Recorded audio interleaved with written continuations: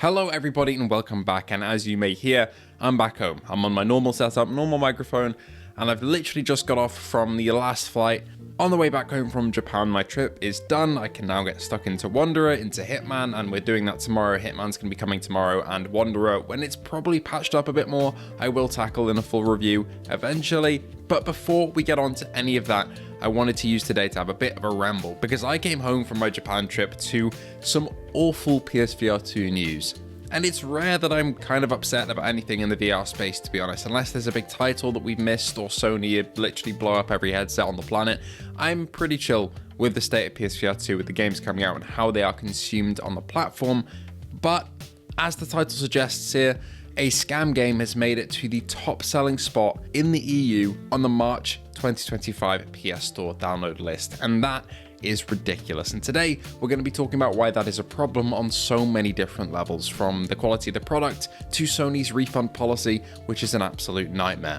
Before we get into that though, only 25% of you who watch the channel are actually subbed to it, so if you want to sub to the channel, please feel free to do so. It's the fastest way to help me kind of get bigger and grow, and I put out this content every single day for you guys. And thank you to our patrons and members. If you'd like to become one, all those links are down below.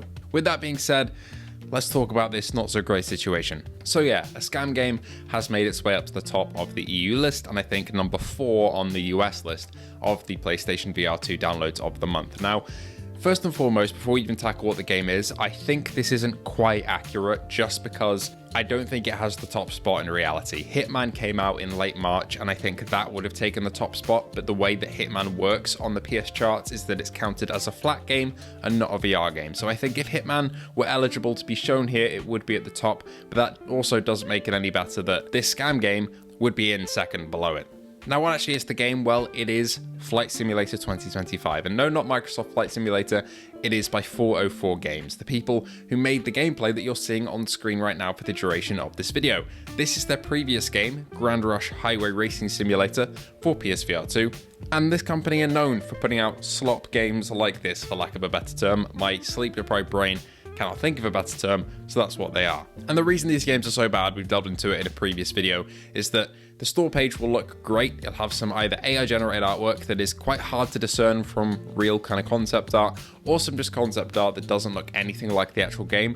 And then when you buy the game, you get in and, well, it looks like this. It's the same deal for Flight Sim 2025, which is the top game of March. The PlayStation Store listing for it looked like Microsoft Flight Sim, but for PSVR2. It had a massive twin jet passenger plane that you could fly in the thumbnail. It had beautiful skies to fly around, some great ground textures and modeling, and then when it got into the game, it looked like this. And thank you, I think the footage I'll be using here is Mr. Deathwish footage. Check out their video for more of the gameplay, I'll link it down below. But yeah, I don't want to use too much because I don't want to just steal their entire gameplay, but this is essentially what it looks like. And as you can see, it's nothing like I just described. It is an absolute scam on every single fundamental level, and you are spending money for something that you're not receiving. Now, shovelware games are nothing new for storefronts like the PlayStation Store. Even Steam has loads, Nintendo has loads, Xbox has quite a few. However, there's a key difference in why this is so bad. One, because a lot of PSVR2 owners have bought into this game, so it is like our niche of the PlayStation community and the VR community that has been burned so badly by this. And secondly, it's because once you bought it, you're kind of stuck with it. For the other platforms that I just mentioned, like Steam or GOG or Epic, I'm not sure about Xbox's policy or Nintendo's, but essentially on those platforms, especially Steam, if you buy a game and you've played under 2 hours of it and it's been less than 2 weeks since you bought it, you can refund it, no questions asked, and Steam will just do that for you. For PlayStation, as soon as you hit that install button, you are bound to that game and you cannot refund it. For the most part. I've actually got a refund or two in the past. The one game that I got a refund on was Project Wingman.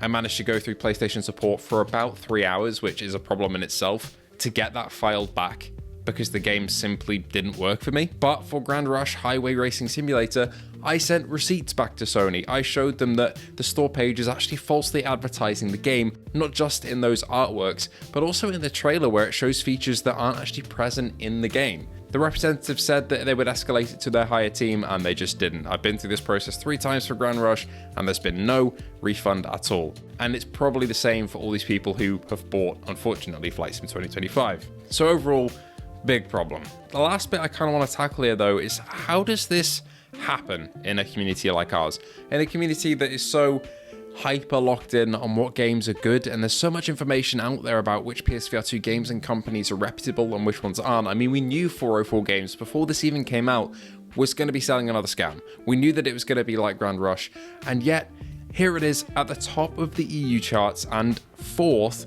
on the US/Canada charts. It sold more than Beat Saber last month in the EU.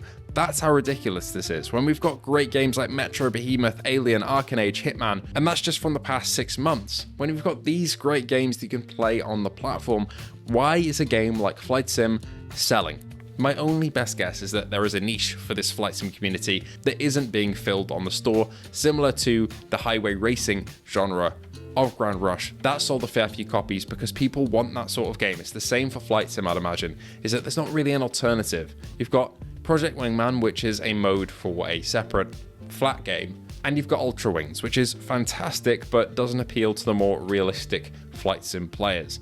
Aces of Thunder will hopefully fix this to a degree and give us an option for realistic flight sim fans, but I feel like a lot of people just saw this and wanted that fantasy fulfilled on PSVR2 that we just didn't have before. But that is a serious issue, and it does just baffle me a bit.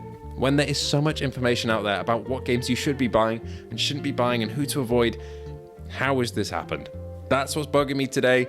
We'll be a lot more positive tomorrow because I'm finally going to be jumping into Hitman. I just need to kind of get over a bit of jet lag first, and I'll be jumping in there, and then we will be covering Resist the day after that if all goes well. So looking forward to those two. I'm bloody exhausted and I'm annoyed at this, so I'm going to go have a nap. Thank you all so much for watching. My entire Japan trip will be coming at some point in a video. I'm very excited for that, to show you guys where I've been. So please do look forward to that. I don't have a timescale for that just yet because everything is very busy, but I'll see you all tomorrow for my first jump in and go at Hitman. Thank you all so much for watching and for your support, and I hope to see you all in the next one.